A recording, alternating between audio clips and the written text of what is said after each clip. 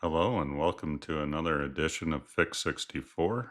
I'm Darren Hadley. Today I have a special thing. I've never been real familiar with NAS, network attached storage, but Link Plus sent over their Link Station. It looks really awesome. I do have a Synology NAS that I set up a while ago to back up my stuff, and it was fairly easy, but it's very noisy. It sounds like an old computer with the hard drive spinning and everything. This is totally flash based. The design's awesome. It takes 6 SSDs in a very compact package. It's virtually silent. Comes with an Intel Celeron N5105 quad-core processor and 16 gigabytes of DDR4 RAM. It can do 4K media streaming, photo management, Docker apps, yeah, the 16 gigs of memory is very good for a starter system like this, and it's a good value.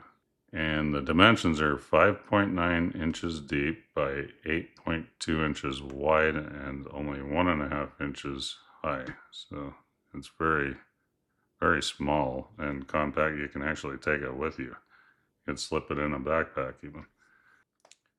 It has low power consumption. It's really cool. I should probably unbox it real quick and talk about it. But yeah, I bought some.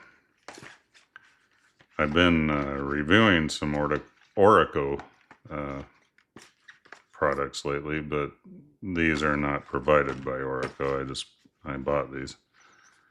They're PCI 3 M.2 SSDs, 2 terabytes each. So I got 8 terabytes here, and the read speed's up to 3,600 megabits per second. And then it also takes two 2.5-inch drives, SATA 3, and their read speed's up to 530.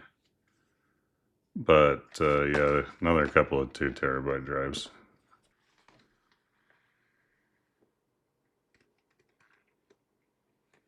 Okay.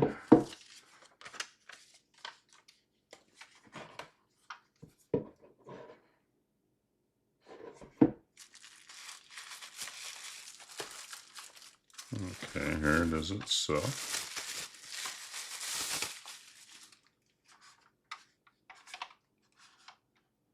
Very nice and shiny. And actually, oh, yeah, you just pop that open, and there's the 2.5-inch drives. Oh, on the bottom here for the NVMe drives. Cool. Wow, quite a user manual. We have here's the unraid key activation instructions. Yeah, it comes with a unraid starter,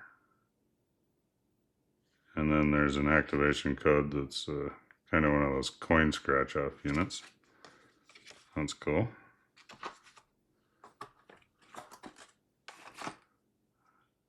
Power cord, power brick. It's not too bad in size either, so yeah, that just helps the portability.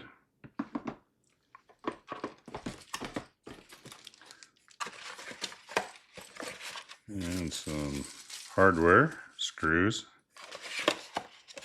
Very nice. Everything to get started. And of course, yeah, you got to provide your own storage. So make sure you realize that yeah, it doesn't come with terabytes and terabytes of storage. Okay, so the Link Station N1 has tool-free NVMe drive bays.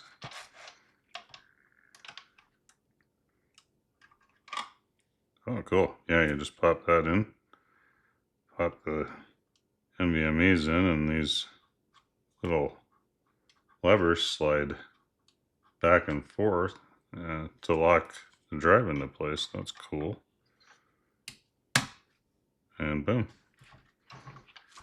And then, okay, we'll go over the connectivity too.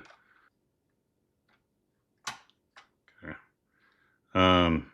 Yeah, and then there's two 2.5-inch hard drive bays. They're only 9.5 millimeter in thickness.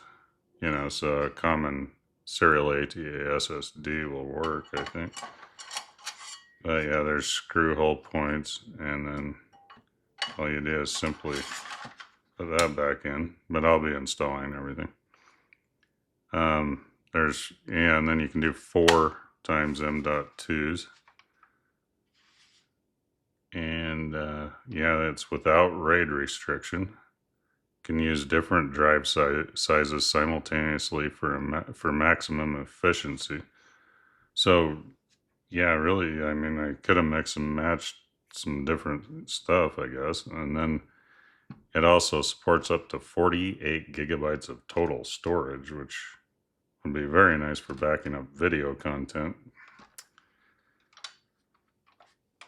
Now for connectivity, the N1 features multiple high-speed ports, including the front had a USB-C port. Oop, let me get that into frame. And dual USB 3.2 Gen 2 Type A's on the back. HDMI 2.0, 3.5 millimeter audio output, 2.5 gig Ethernet port, and you know, 2.5 gigabit Ethernet may be a bit slow for some, you know, people with 10 gigabit Ethernet networks, but right now I only have a 2.5 gigabit network. I do have expandability to 10 gigabit per second, but I'm just using that for now. So this will do me fine. An extra 2.5 gig Ethernet port would have been probably helpful to add a little more bandwidth. But overall, it's great. Faster than my Synology. That's only a 1 gigabit per second. Okay, so yeah, the PCIe slots are only Gen 3, and so yeah, there's really no point in buying Gen 4 drives for this unit. It's most likely to keep the speeds a little lower for cooling the system, I would think. The higher you go, the higher the temps. So I initially ordered 4 Gen 4 drives, but then I ended up just keeping those for future builds and decided to go with these Orico 3 Gen 3 drives. Okay, I was kind of going over the user manual, and it kind of takes you through step by step on setting up the Unraid account and the key and all that stuff, and how to install the drives. So that's very nice. It also has a complete protection package, including a 2-year warranty, 24/7 US-based support. Some of the things this thing is good for is, sorry, Plex and Jellyfin servers, smart photo albums, music libraries, and secure file backups. Yeah, it's your personal cloud even, so you don't have to pay for, like, you know, Dropbox, Google Drive, stuff like that, which makes it really nice. I like having my own private cloud storage. It makes it really handy for when I need to upload some content or whatever, if I was shooting something. Okay, so the Unraid license is turnkey. It protects your files even if the drive fails, which is nice. It has it has so many features: automatic backup, remote download capabilities, ensures your memories stay safe. And yeah, the Unraid starter license included is I think good for a year of updates. I believe it only has um, a license for 6 drives, so we're going to be maxed out here. I don't know if that's external or not. I'm kind of interested in these USB ports because I would like to hook some of my huge 20 terabyte, backup drives to them, and might be a faster or better way for me to back up instead of having to connect USB. So I will see. I may have to buy another license that allows more storage. Okay, I unpackaged 2.5-inch drives. Okay, those are the screws for it. Great. Screwdriver. And we will install these drives. These came with the Orica, but they're identical to the ones that came with the unit, so I'll just use those.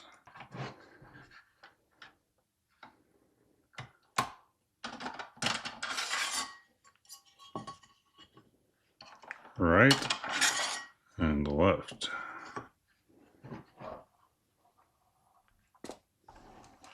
That over there.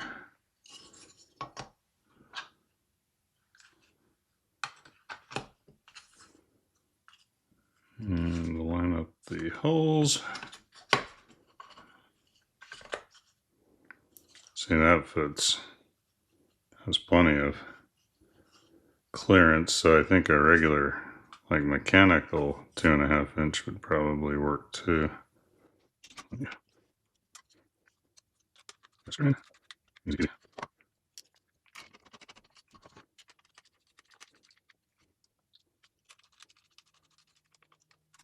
Yeah, they have some nice recess too, so it doesn't scrape the inside of the unit or anything. It's just all flush.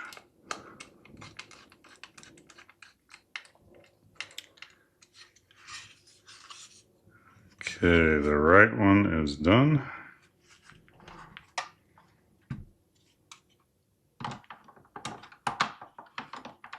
Oh, wait, yeah, they go this way.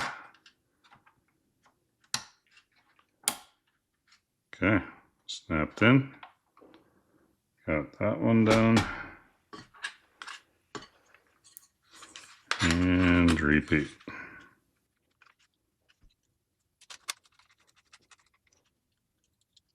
And they even have a couple of extra screws.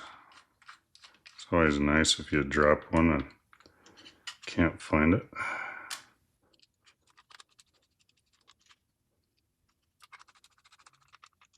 Okay, left side.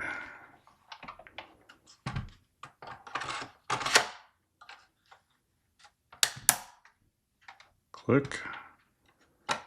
2.5-inch are installed. Now, for our 4 NVMEs. Okay, let's get these installed. The Oricos came with thermal pads and, screw and screwdriver and all that. We don't need those for this particular deal. Oh wow, that was really easy.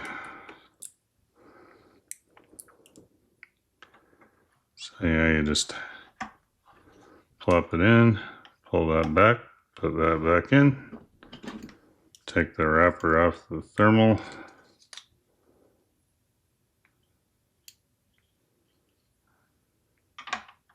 Oh, it goes that way. Click, done.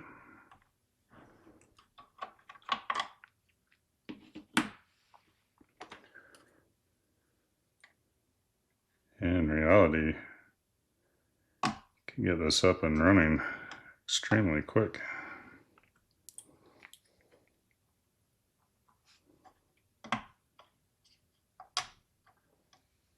Wow. I wish all all of these had that same setup, like motherboards, and some do. Okay, I think we are ready to plug it in, and I'll show you a little setup. I'll follow the instructions myself. As I said, I'm not very familiar with NAS. I'm just barely getting into this. So yeah, it's not going to be as professional as some other videos that cover NAS, but at least I'll be able to hopefully get it up and running real quick and use it. Okay, I've got the NAS set up. Press the button. Ooh, RGB. That's cool. And then, yeah, I've got my MacBook Air set up. It's blinking. Okay, looks like all the lights are stable now. The LED is blinking. Okay, so I gotta go to tower.local, and we have an unraid server. And it wants me to set a password, so I will set a password. Okay. Guess I'll just save it for now. Okay, redeem activation code. And now you grab that little card that came with it and scratch off the activation code. Okay, I'm gonna sign up and make an account real quick. Got an unread email, verify email. Registration confirmed, yay.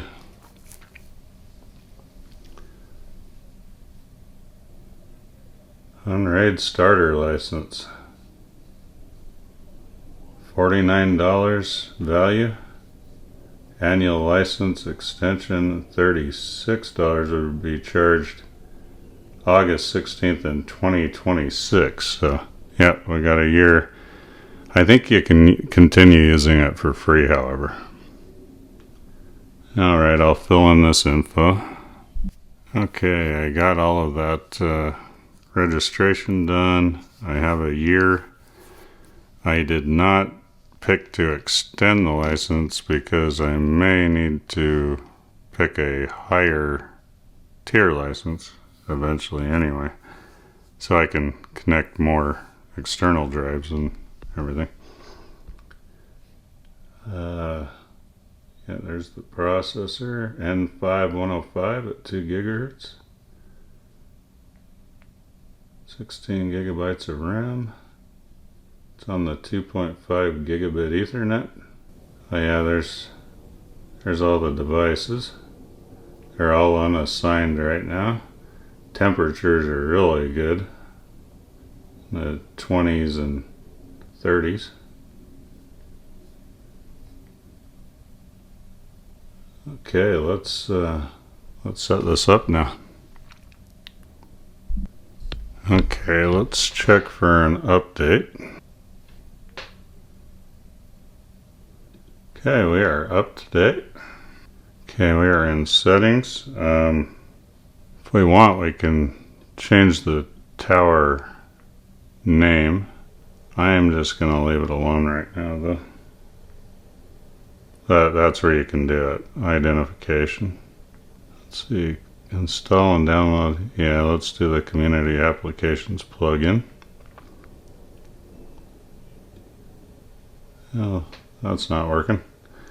Okay, this is where we assign our parity and array disks. Try the apps again. Okay. I moved my setup over to my Alienware on a bigger screen. And Yeah, I was able to get the apps to install after I went to settings, date and time, and changed the time right there. It was set to 3:20 of 2026 at 5 a.m. and it would not let me install the community content, I think it was called.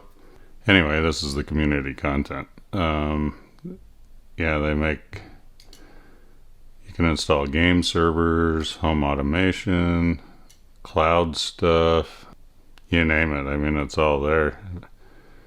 This is a complex software, but it lets you do a lot. Oh yeah, and I was able to also update, and it was up to date. 7.1.4. Okay, now that we've updated and everything, let's build our array and cache pool. 3 is our only option here, so I'm going to assign both 2.5 inches. And then the first NVMe all on here, and then add a cache pool, 3 devices, and assign the rest of the NVMe.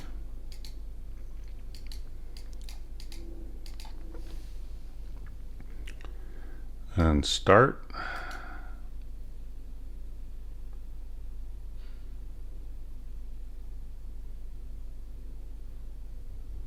And then we need to format. So yes.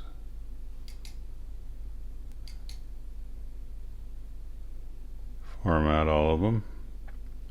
Okay. Parity sync has started. Okay, looks like it'll take an hour and 5 minutes to do the parity sync. So I want to go to shares and make a share called My Stuff.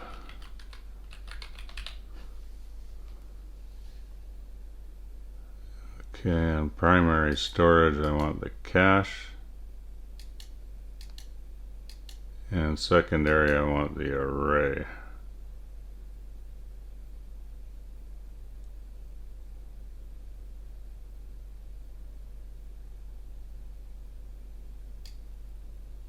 And then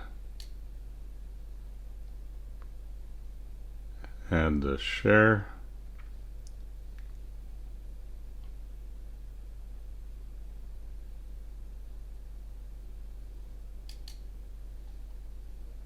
And then there's my stuff. And the reason I chose the cache is because the NVMEs are way faster, and then what they'll do is move the data over to the secondary storage, the array, which are the 2.5 inch SSDs. Yeah, there are so many things you can do with this, it's crazy. I think I'll have to go through it one day and just see what I can do. It's really cool. Okay, so if I want to make like a folder, or so we can access my stuff, we need to go back to shares, my stuff, and then here's where it says export, say yes, apply, done. Okay, now that we have the my stuff shared folder, I'm going to go into users and create a user account. Let's call it Fix64.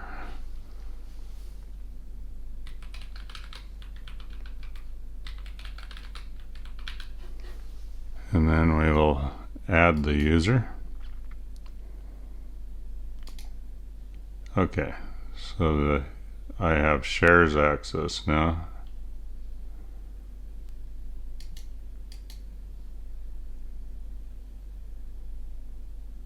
And it will let me read and write my stuff. As you can see, it actually has wireless LAN. Someone did say it had Wi-Fi and Bluetooth, so I guess it does. Wow. Okay, so we have the My Stuff shared folder, and I have, there's this PC, and then there's network, and my Synology shows up and Tower shows up because I enabled sharing in Windows network settings. So click on that, and instead of picking root, we're going to log in as Fix64.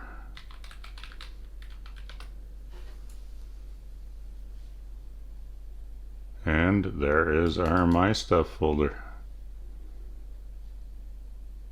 And now I go to downloads and just drag over one of these apps, like GPU Z. Boom, it's right there. Geekbench 6.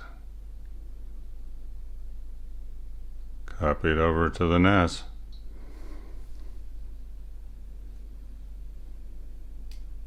Yeah, there's more than just sharing files on this thing. It's endless. I was just looking at the game servers. There's Minecraft servers, there's Gary's Mod. The list goes on and on. But yeah, it's pretty cool little NAS. It is endless what you can do with this thing.